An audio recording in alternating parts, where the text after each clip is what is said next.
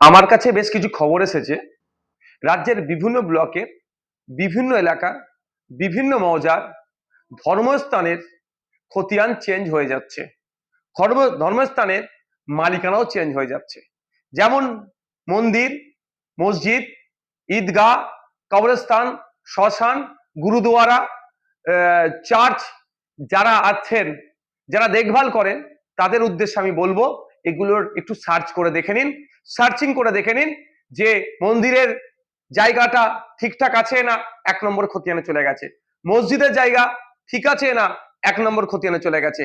ঠিক একইভাবে শ্মশান, কবরস্থান, গুরুদুয়ারা, চার্চের যেগুলো জায়গাতে আছে এগুলো একটু লক্ষ্য রাখুন।